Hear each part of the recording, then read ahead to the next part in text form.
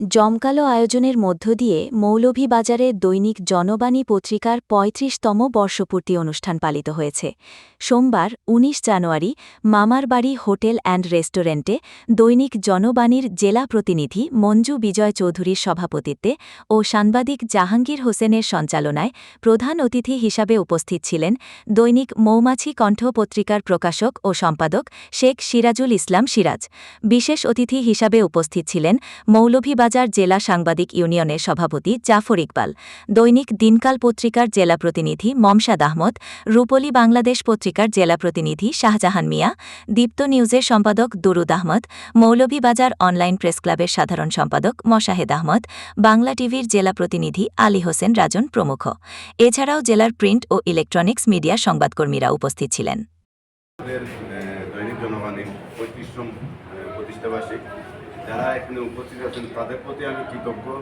যারা আমার বড় ভাই সিনিয়র সাংবাদিকরা আছেন তাদের প্রতিও আমি কৃতজ্ঞ এবং আমার উপজেলার কুলাউড়া, কমলগঞ্জ, শ্রীমঙ্গল এবং জুড়ি প্রতিনিধি যারা আছেন তাদের প্রতি আমি কৃতজ্ঞ।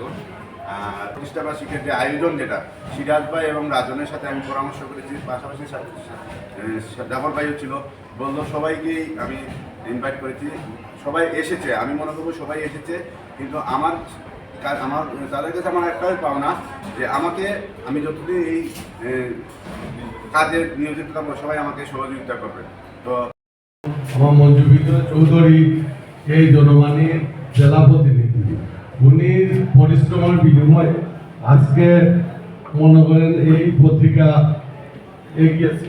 কারণ হলো সাংবাদিক যখন তার ফ্যামিলি যখন প্রতিষ্ঠিত হয় তখন এই প্রতিষ্ঠানের যে কোনো জিনিস সে এগিয়ে যায়। মঞ্জু বিজয় আমি দেখেছি প্রায় জায়গায় সে সকাল থেকে রাত পর্যন্ত সে মাঠে ঘাটে সবসময় আছে। তার ফেসবুকে যদি আমি দেখি সবসময় দেখি সে কাজ নিয়ে করতেই আছে, কিন্তু আমাদেরকে সবাই ভালো পাবে না, এটা বাস্তব। কারণ যখন আপনার উপরে নিউজটা চলে যাবে তখন আপনি আমাকে ভালো পাবেন না। কিন্তু আমাদের মাঝে যদি ঐক্য না থাকে, আমরা সাংবাদিক যদি ঐক্য না থাকি, তাহলে আমাদের উপরে নানান ধরনের অপবাদ আসবে। এই সুযোগটা আমরা দিচ্ছি।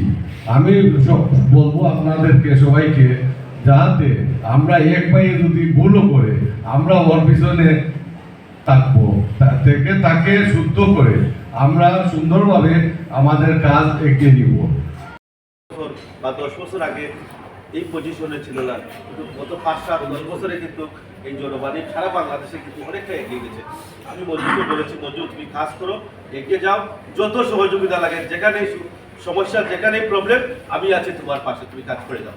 তো জনবাণীর বর্ষপূর্তিতে বিশেষ করে মঞ্জুকে এবং এখানে যারা আমার সামনে পাশে যারা রয়েছেন সবাইকে আন্তরিক শুভেচ্ছা, অভিনন্দন।